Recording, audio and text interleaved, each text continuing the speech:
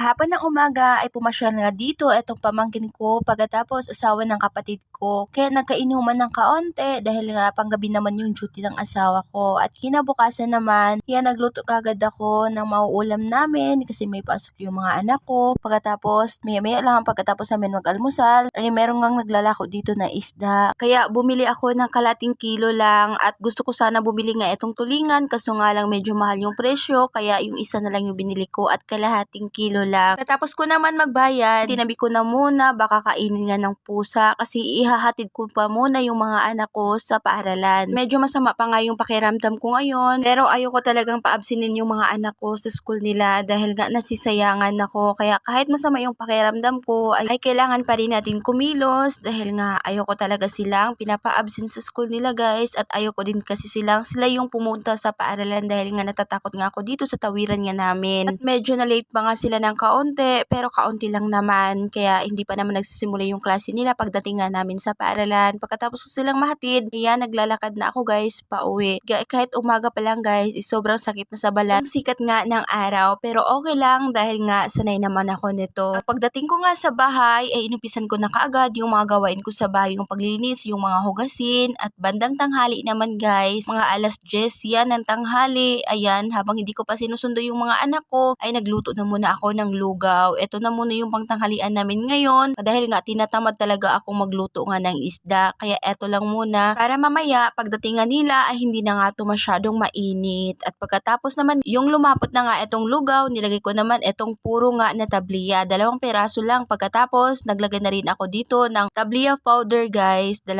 peraso na rin para naman medyo gumanda nga ito ng kulay itong champurado natin. Pagkatapos ko naman malagay itong ang tabliya, naglagay na rin ako ng asukal. Ito talagang gusto ng mga anak ko guys, itong ang champurado. Ayaw kasi nila yung lugaw na plain tapos tinitimplahan mo lang ng asin. Ayaw kasi nila ng ganong lugaw. Gusto talaga nila ganito nga yung champurado. Yung ginamit ko nga dito na bigas ay yung binigay nga ng kapatid ko, yung bagong gilingan nila na bigas. Dahil nga yung kapatid ko guys ay meron kasi silang taniman ng palay na maliit lang at pangkonsumo lang nila. Kaya nung pumasyal kami sa kanila nung December ay binigyan nga niya ako. At hindi ko nga yun sinaing dahil itinabi ko nga yun dahil nga kapag maglulugaw ako ay yun yung gagamitin ko. Sarap kasi gawing lugaw yung nga bagong giling na bigas dahil nga sobrang napakalapot niya kapag gawin mo ngang lugaw. At nung maluto na nga itong lugaw ko, ayan, pinatay ko na kagad yung apoy pagkatapos sinakpan ko lang siya at maya lang pumunta na kagad ako sa school ng mga anak ko dahil nga susunduin ko na sila kasi mag-11 na. Pagkatapos ko silang masundo, pagdating namin sa bahay, ayan, sinandukan ko na kaagad sila ng lugaw para makapag-umpisa na kaagad silang kumain. At nagprito na rin ako ng isang tuyo dahil nga nung sinundo ko sila ay bumili nga ako ng isang perasong tuyo. Isang peraso lang yung binili ko guys dahil sobrang mahal talaga ng tuyo ngayon. $1 yung presyo. Kaya yan lang muna for this video. Maraming salamat po sa inyong panonood. God bless.